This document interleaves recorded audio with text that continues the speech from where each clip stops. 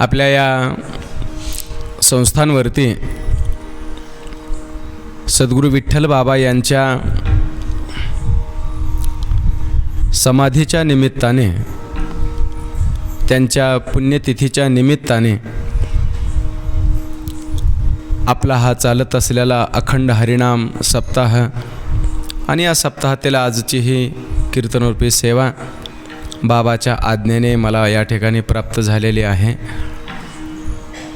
आज आपल्या सप्ताहाचा तृतीय दिवस आहे, तिसरा दिवस आहे आणि या कार्यक्रमाकरिता सद्गुरू केशवनारायण महाराज, सद्गुरू विठ्ठल नारायण महाराज आणि सद्गुरू गोविंद नारायण महाराज अशा या महात्म्यांची ज्या परिसरावरती कृपा लाभली आहे तो परिसर म्हणजे आपला हा रेणेचा तट आहे. आणि या रेणेच्या काठाला वसलेलं आपलं हे संस्थान ज्ञानोबरायाने जसं वर्णन करावं तसं हे अत्यंत रमणीय आणि साक्षात चैतन्य निवास करणारं हे आपलं तीर्थक्षेत्र आहे. सगळेच आपण घरातले आहोत आणि विठ्ठल बाबाला देह ठेवून जवळजवळ त्यांचा समाधीचा देखील रौप्य महोत्सव झाला. अशा त्या विरक्त शिरोमणी असणारे विठ्ठल बाबा की विठ्ठल बाबाच्या सहवासात राहिलेली काही मंडळी या ठिकाणी उपस्थित आहेत. विठ्ठल बाबांचा आशीर्वाद, विठ्ठल बाबांची कृपा साक्षात ज्यांना अनुग्रह प्राप्त झालेला आहे अशीही काही मंडळी या ठिकाणी उपस्थित आहेत. तुम्ही खरोखर भाग्य आहे की तुम्ही तुमच्या डोळ्याने विठ्ठल बाबांना पाहिले, बोललं आहेत. कारण संत जोपर्यंत या जगतामध्ये असतात तोपर्यंत संत म्हणून त्यांना मान्यता प्राप्त होत नाही आणि जरी प्राप्त झाली तर त्या संतांचा ज्याच्यावरती अनुग्रह किंबहुना कृपा प्राप्त झाली असा अत्यंत जवळचा एखादाच व्यक्ती तो संत आहे म्हणून तो मानू शकतो, जाणू शकतो. म्हणून असे विरक्त शिरोमणी असणारे विठ्ठल बाबा संत मांदियाळीच्या परंपरेतलेच महात्मा होऊन गेले आपल्या संस्थांवरती. आणि म्हणून त्यांच्या पुण्यतिथीच्या निमित्ताने आपला हा चालत असलेला नामसप्ताह आहे. वास्तविक पाहता आजचा जो अभंग आहे ना, कारण मला आज प्रश्नच पडला होता की कोणता अभंग घ्यावा, कारण थोडीशी तब्येत थोडीशी डाऊन असल्यामुळे माझ्या बोलण्याहून दादाला वाटतच असेल रोज महाराज वेगळेच बोलतात, आज जरा वेगळंच बोलायला लागलेत. परंतु सेवा, संतांची सेवा आहे हे आपल्याला नाकारता येत नसते. ज्ञानोबराया ज्ञानेश्वरीमध्ये प्रत्येक अध्यायामध्ये संतांचं तोंड भरून वर्णन करतात. कारण या जगामध्ये संत जे आहेत ते वर्णन करण्यासारखेच असतात. त्यांचं जीवन बघा, त्यांचा त्याग बघा, त्यांच्या जीवनातला अनुभव बघा, त्यांच्या जीवनामध्ये आलेला परिपूर्णतेचा साक्षरता आपण ज्याला म्हणतो, साक्षात्कार जे म्हणतो, तो जर पाहिला तर संत हे अत्युच्च कोटीच्या शिखराला पोहोचलेले असतात. एर माणूस पण ते भांब लौकिक भाग. आपल्याला ते मनुष्य देहधारी दिसतात पण तो लौकिकतेनुसार असतात. विठ्ठल बाबांचं जीवन जे आहे ते अत्यंत त्यागी होतं. अंगावरचे कपडे पाहिल्याच्या नंतर इथे आलेल्या भाविकांना देखील एक वेळ वाटायचं की एवढं मोठं संस्थान आहे, रिद्धिसिद्धी प्रसन्न असणारी ही भूमी आहे. आणि अशा भूमीमध्ये विठ्ठल बाबांचं जे राहणीमान आहे ते अत्यंत साधा आणि सिंपल, मळकटलेले कपडे, दाढी वाढलेली आहे. खरं तर असं आहे या जगामध्ये साधू जो आहे ना तो कपड्याहून आणि दाढीहून जटाहून नसतो.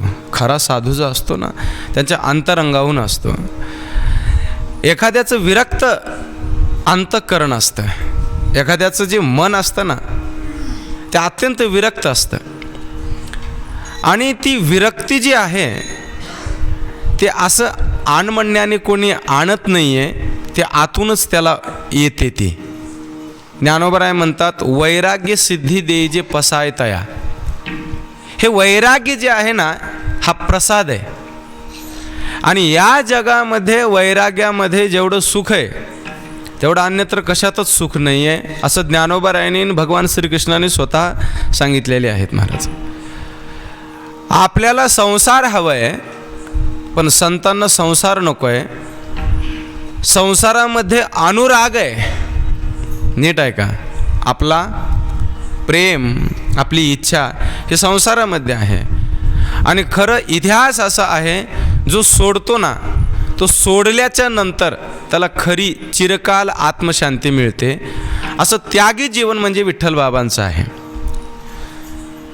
की ते इथे वास्तव्याला असताना या ठिकाणी जसं की एखादं कमळ पाण्यामध्ये राहतं परंतु पाण्यापासून अलिप्त असतं, बाजूला असतं, तसं संस्थांवरती राहून संसारिक लोकांमध्ये राहून सुद्धा अंतःकरणातली विरक्ती, त्यांचं आचरण, या गोष्टी जर पाहिल्या तर ज्ञानोबरायाच्या एक एक ओवीमध्ये विठ्ठल बाबा बसतात. माऊली जसं म्हणतात, चातुर्य लपवी महत्व हरवी पिसेपन मिरवी आवडीने लौकिकाचा उद्वेग.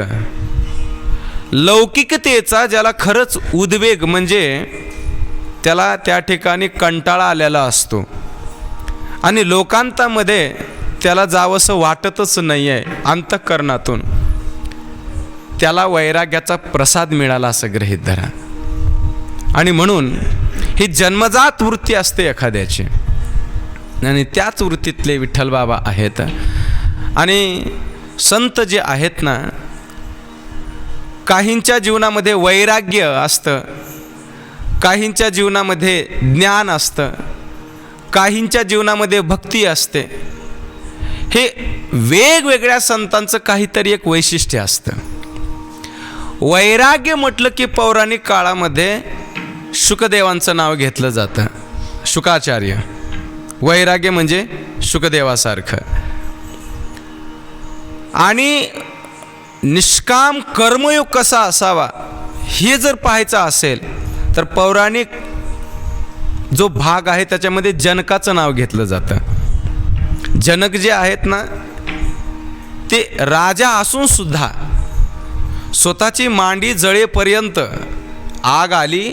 तो प्रकरण तुम्हाला प्रसंग माहिती आहे की ज्ञान ग्रहण करत असताना भवनाला आग लागो नाही तर शरीराला आग लागो, तुकोबरायाने गाथ्यात लिहून ठेवलेलं आहे बरं का हे प्रमाण. पाय जळत होता तरी सुद्धा इच्छा जी आहे ज्ञानाची ती सुटत नव्हती, किंबहुना ते ग्रहण करण्याची म्हणजे त्या स्थितीला ते पोहोचलेले होते. जनक जे आहेत ते निष्काम कर्मयोगी आहेत. वैराग्य आहे ते शुकदेवांचं वैराग्य आहे. म्हणून एका एका संतांचं जे वर्णन आहे आणि त्यांचं जे वैशिष्ट्य आहे, एखादी गोष्ट त्यांना जन्मजात प्राप्त झालेली असते. जसं शुकदेवांना जन्मजात वैराग्य प्राप्त झालं, तसं विठ्ठल बाबाला जन्मजातच वैराग्य प्राप्त झालं. विठाला हाला हाला विठाला हाला विठाला विठाला विठाला विठाला विठाला. आणि भारतीय संस्कृती अशी आहे, ती सांगते की तुमच्याकडे त्याग असेल तर शांती मिळते, त्याग असेल तर तुम्ही प्रसन्न राहू शकता, त्याग असेल तर भीती तुमची जाते. या जीवनामध्ये गोष्टी असल्या पाहिजेत. ज्ञानोबरायाच्या ज्ञानेश्वरीतल्या अप्रतिम अशा ओव्या आहेत. ज्ञानोबराय म्हणतात, द्रव्य त्यागे दवडणे भय जैसे. ज्याला भीती सोडायची आहे त्याने त्या ठिकाणी द्रव्याचा त्याग करावा. एखाद्या अरण्यातून तुम्ही जर चालत प्रवास करत असाल आणि तुमच्याजवळ एखादी ₹1,00,000 असतील तर भीती आपोआप तुमच्या मनामध्ये निर्माण होते. का? मला हे 1,00,000 जे आहेत ते 1,00,000 चोर जे आहेत ते लुटतील, लुटून घेऊन जातील. ₹1,00,000 प्रवासात असतील तर आपोआप तुमच्या मनामध्ये भीती निर्माण होते. आणि तुमच्याजवळ काहीच नसू द्या, निवांत तुम्हाला एस टीमध्ये झोप लागेल, लक्झरी झोप लागेल, कुठेही झोप लागेल. आणि खरंच तुमच्याजवळ जर एखाद्या वेळेस 1 कोटी रुपये असले आणि तुम्ही विमानात जरी बसलात ना तरीसुद्धा तुम्हाला झोप लागणार नाही. कारण तो प्रभाव आहे, धनाचा प्रभाव आहे, पैशाचा प्रभाव आहे. म्हणून जास्त पैसा आला की माणसाला झोप येत नाही. मग पैसा खर्च करून झोपेच्या गोळ्या विकत घ्यावं लागतं. हा परिणाम आहे त्याचा. म्हणून कोणत्याही संतांनी, ऐका बरं का, कोणत्याही संतांनी धनाला जवळ नाही केलं, ज्ञानाला जवळ केलं. प्राधान्य दिलं ते ज्ञानाला, भक्तीला, वैराग्याला. बाकी या गोष्टी ज्या आहेत त्या प्रारब्धानुसार येतात, प्रारब्धानुसार जातात. त्याच्यामध्ये त्यांची अटॅचमेंट नाही आहे, त्याच्यामध्ये त्याने मन गुंतवलेलं नाही आहे. त्याच्यामध्ये ते येतं आणि जातं, या भावनेत ते जगतात. आणि म्हणून आपल्या जीवनामध्ये ज्ञान देणारा गुरु, ज्ञान देणारी ही सगळीच्या सगळी परंपरा म्हणजे संतांची आहे. एखादा श्रीमंत माणूस धन देतो आणि संत जे आहेत धन नाही ते ज्ञान देतात महाराज. आणि जगामध्ये ज्याला अमर व्हायचंय हे सगळ्यात मोठं हत्यार आहे त्याच्याजवळ असलेली ज्ञान संपदा. सगळ्यात मोठं शस्त्र आहे हे. ज्ञानोबराय कसे बोलायचे हे तुम्ही आम्ही ऐकलंही नाही, पाहिलंही नाही. पण ज्ञानेश्वरीच्या माध्यमातून, ओव्याच्या माध्यमातून आपल्याला आज ज्ञानोबराय कळतात. आणि खरं तर सांगायचं काल अष्टमी झाली दादा. ज्ञानोबरायांचा 7 शतकोत्तर समाधी सुवर्ण महोत्सव प्रारंभ झाला. म्हणजे काय याचा अर्थ आता हा तुम्हाला कळायला नसेल अर्थ. सप्त म्हणजे 7, शतक म्हणजे 100 म्हणजे 700 वर्षे, आणि सुवर्ण म्हणजे पुढचे 50 म्हणजे एकूण 750 वर्ष ज्ञानोबारायांना अवतार घेऊन झाले. ज्ञानोबारायाचा जन्म, ज्ञानोबारायाचा अवतार हा अष्टमीला झाला होता. जी आपण गोकुळाष्टमी काल परवा आपण त्या ठिकाणी साजरी केली, ती अष्टमी. आणि 750 वर्षापूर्वी ज्ञानोबाराय कसे बोलायचे हे त्यांच्या ज्ञानेश्वरीतून आपल्याला कळतं महाराज. म्हणून ज्ञान देणारा असतो तो खरा संत असतो. कारण त्यांच्या जीवनामध्ये त्यांनी जगाला काहीच दिलं नाही आहे, ज्ञान दिलेलं आहे. आणि ते देत असताना कधी कंजूसपणा केला नाही. ज्ञान देत असताना कधीही संतांनी भेदभाव केला नाही. चांगली गोष्ट जगामध्ये लोक एकमेकांना सांगत नाहीत. नीट आहे का बरं का. एखादी चांगली नोकरी आहे, जवळची माणसं जर असतील ना तर ती सांगत नाही तुम्हाला. म्हणजे का, जर आपण जर सांगितलं आणि हा जर उद्या तिथे जॉईन जर झाला तर हा आपल्यापेक्षा मोठा होईल. चांगली नोकरी देखील असलेली जवळची माणसं सांगत नाहीत. जगामध्ये संत ज्ञान सांगतात, भवसागरातून कसं तरून जावं हे अवघड आहे.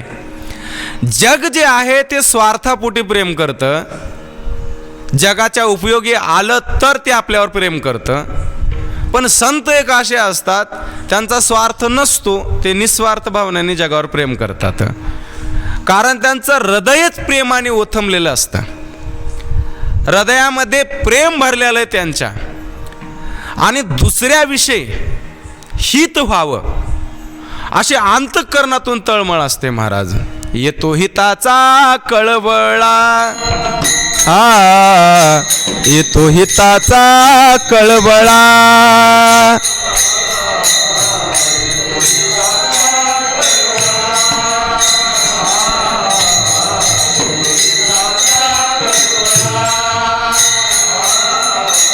येतो हिताचा कळवळा, कळवळा येतो हिताचा कळवळा.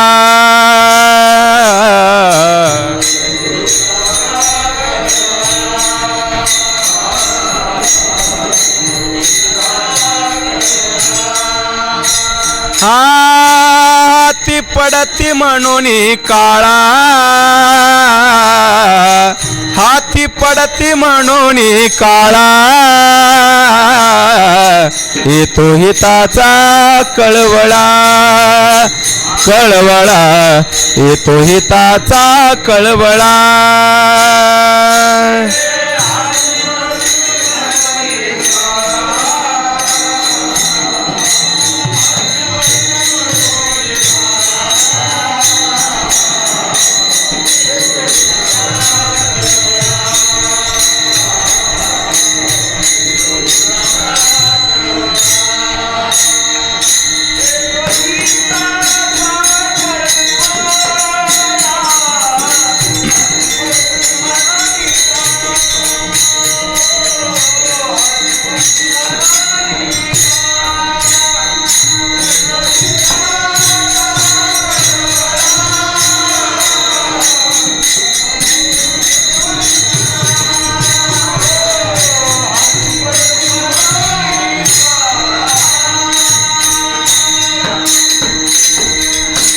ऐका बरं का, काळाच्या आहारी आपण पडतो हे संतांना पाहवत नाहीये म्हणून ते काळ्या देवाकडे जा म्हणतात. कळलं का नाही? देव कसं आहे? काळा आहे. काळा आहे म्हणजे आध्यात्मिक अर्थ जर पाहिला तो कळत नाही म्हणून काळ आहे. देवाचा वर्ण कसा आहे? तमाल वर्णम श्यामल वर्णम म्हणतो त्याला आपण. तो समजत नाही म्हणून तो तसा आहे. आणि म्हणून संत जे आहेत ते जगाला ज्ञान देतात आणि देवापर्यंत भगवंतापर्यंत घेऊन जातात. ते मध्यस्थी म्हणजे संत असतात. कारण त्या संतांनी जगाला ज्ञान दिलंय आणि विशेषता अशी आहे, ज्ञान दिल्याच्या नंतर ज्ञानम तू कैवल्यम असं म्हणतात की ज्ञानानेच कैवल्य. कैवल्य म्हणजे मोक्ष. मोक्ष जो आहे तो ज्ञानाने प्राप्त होत असतो. ज्याला आपण आत्यंतिक दुःखाची निवृत्ती आणि परमानंदाची प्राप्ती जे म्हणतो आपण विचारसागरच्या भाषेमध्ये, तसं परमानंद प्राप्त करण्याकरिता चांगल्या माणसाकडे आपण जायला पाहिजे. नाहीतर जगामध्ये चांगली माणसं भेटतच नाहीत. उलट तुमच्याकडे जर काही जर चांगुलपण असेल ना तर ते चांगुलपण हिरावून घेण्याचा प्रयत्न काही माणसं करतात. एक संस्कृतमधला ग्रंथ आहे, फार प्रसिद्ध असा ग्रंथ आहे, त्याला नाव पंचतंत्र असं म्हटलेलं आहे. त्या पंचतंत्रामध्ये फार सुंदर कथा आहे. ते सगळा कथेचाच भाग आहे त्याच्यामध्ये. पण बुद्धिमान जर व्हायचं असेल तर पंचतंत्र नावाचा ग्रंथ पूर्वीच्या काळी राजे लोकांच्या मुलांना ऋषी लोक ते अगोदर ग्रंथ शिकवायचे. राजकारण ज्याला शिकायचंय करायचंय हे सगळेच्या सगळे जे तंत्र ज्याच्यामध्ये पंचतंत्र म्हणजे 5 तंत्र सांगितले त्या ग्रंथामध्ये, की कशी माणसं जवळ करायची, कशी माणसं फोडायची, कसं काय करायचं, हे सगळेच्या सगळे तंत्र आहे ना त्याच्यामध्ये सांगितलेलं आहे पंचतंत्र.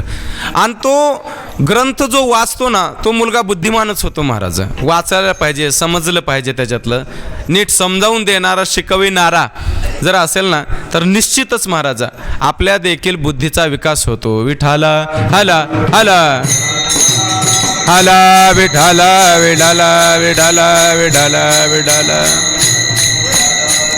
बघा बरं का, एका जंगलामध्ये 4 असे बैल राहत होते. धष्टपुष्ट हिरवंगार त्या ठिकाणी जंगल होतं, खायला प्यायला त्या कमी नव्हतं त्या जंगलामध्ये बैलांना.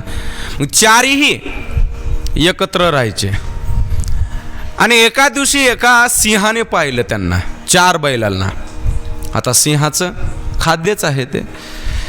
सिंह पाहतो आणि विचार करतो की बास आपल्याला आता शिकार दिसली आणि शिकार काही साधी नाही आहे. एक जरी आपण बैल मारला तर आपलं 6 महिन्याचं काम, शिकार करण्याची गरज नाही, एवढा मोठा बैल आहे. म्हणजे ते 4 आहेत बैल, एका एकाला आपण मारून खाऊता. असं सिंह विचार करतो. काय असतंय, मनुष्य आहे ना दुरूनच विचार करतो.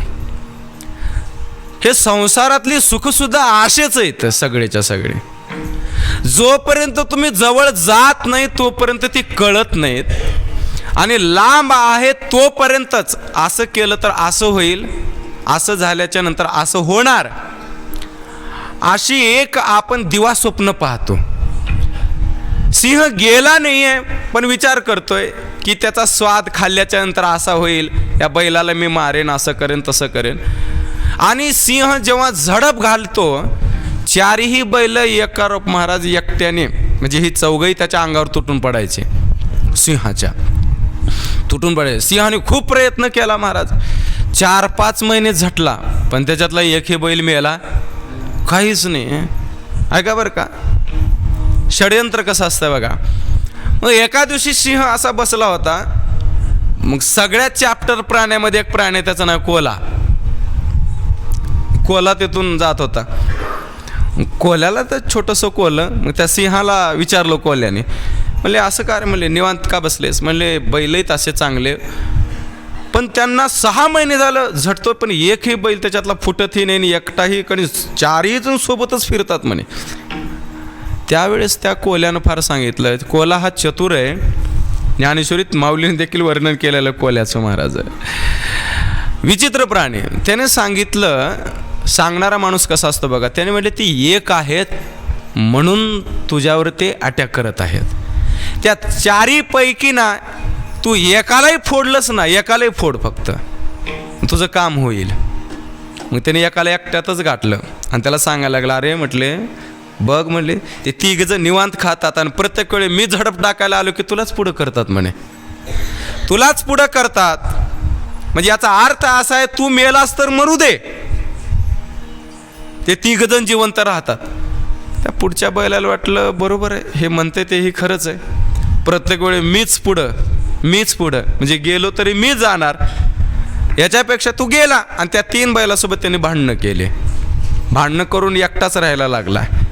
एकटाला गाठलं सिंहाने पुन्हा, आणि गाठून त्याचं काम त्याने केलं, काय करायचं ते केलं. त्यावेळेस आता या कथातून आपल्याला काय सिद्धांत घ्यायचे आहे, नीट लक्षात द्या बरं का. हे तुम्हाला कळावं म्हणून मी सांगितलं, ही कथा पंचतंत्रातली. ह्याच्यातून हा सिद्धांत घ्यायचा आहे, मनुष्य जोपर्यंत एकनिष्ठ असतो, एका तत्वावर ते असतो, आपले तत्व सोडत नाही, तोपर्यंत त्याचं धैर्य कोणीही मोडू शकत नाही, त्याचं मनोबळ, त्याचं खच्चीकरण कोणीच करू शकत नाही. तुमचा सिद्धांत थोडाही इकडे तिकडे गेला, मग मात्र तुमच्यावर संकट येतं महाराज. हा सिद्धांत आहे याच्यातला. म्हणून आपल्या जीवनामध्ये आपल्याला जर खरंच मुक्त व्हायचं आहे ना, हा सिद्धांत तुम्ही तुमच्या मनामध्ये असा गच्च पकडलाय, मुक्त व्हायचं आहे आपल्याला, संसारातलं दुःख नको आहे, मग त्याने संतांचे पाय धरावे महाराज. हरी प्राप्तीसी उपाय, हरी प्राप्तीसी उपाय धरावे,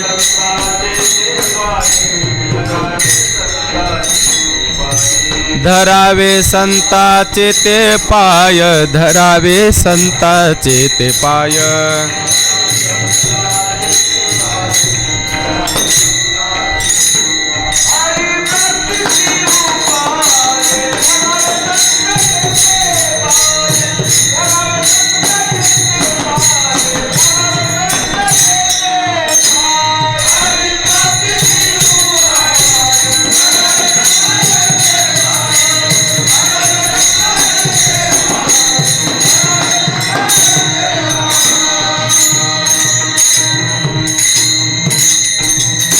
हरी ज्याला प्राप्त करायचे त्याने संतांचे पाय धरलंच पाहिजे.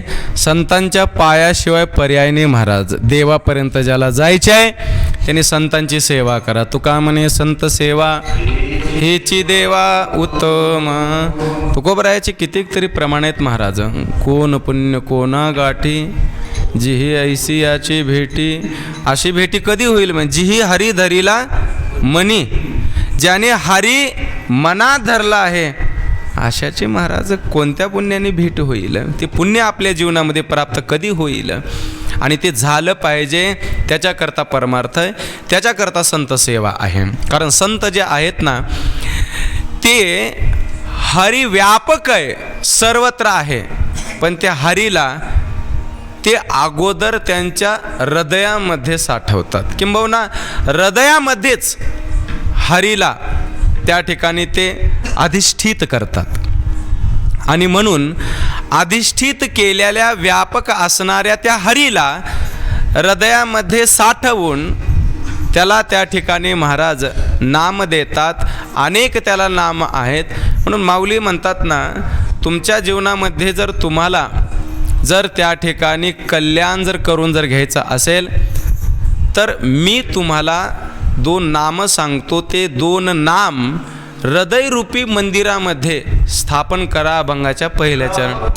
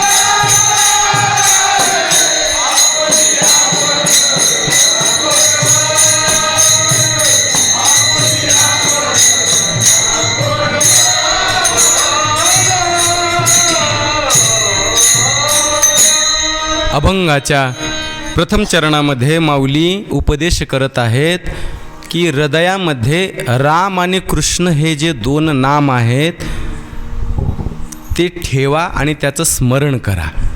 राम कृष्ण नामे हे दोन्ही साजिर्य, हे साजिर्य आहे, चांगलं आहे म्हणून ते ठेवा महाराज. आणि कसं आहे, चांगली वस्तू ही चांगल्या ठिकाणीच ठेवावी.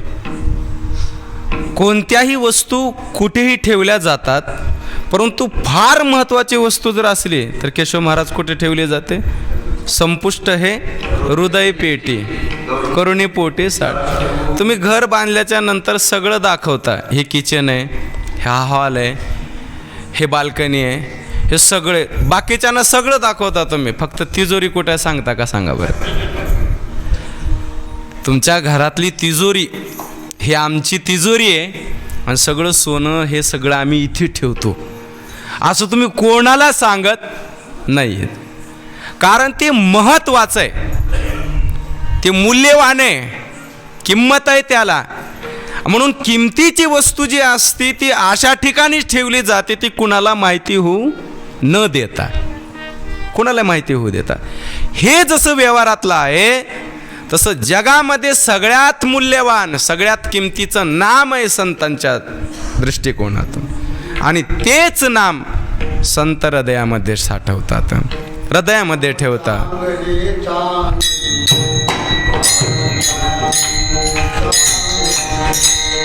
नाम चांगले चांगले नाम चांगले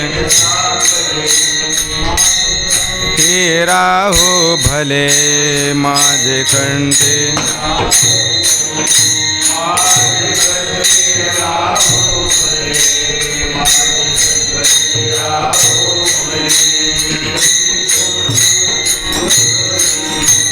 कपी कुळ उद्धरिले कपी कुळ मुक्त केले राक्षसा मुक्त केले राक्षसा.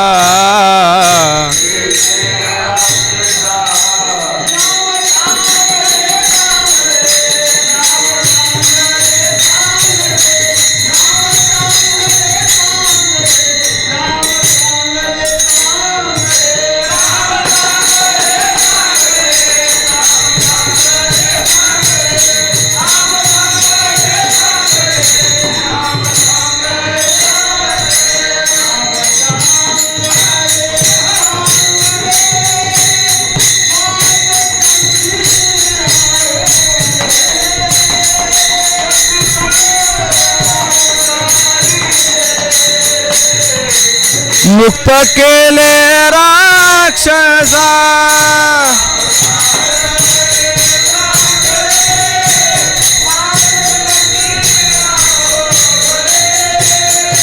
कपिकुळ उद्धारिले.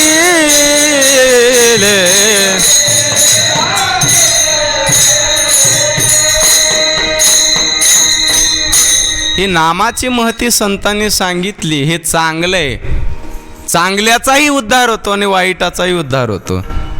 चांगले म्हणजे हनुमंतराया कपिकुळ उद्धरिले आणि मुक्त केले राक्षसा. वाईट राक्षस त्यांचाही उद्धार नामाने झाला. म्हणून मूल्यवान जगामध्ये हे नाम आहे संतांच्या दृष्टिकोनातून. म्हणून तीच नाम हे हृदयामध्ये साठवलं पाहिजे. राम कृष्ण नामे. आणि मंदिर नीट आहे का बरं का, आतापर्यंत दगडाचे मंदिर बांधले,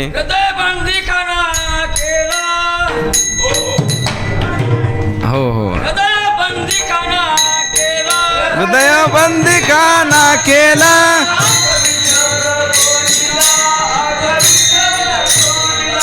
आता विठ्ठल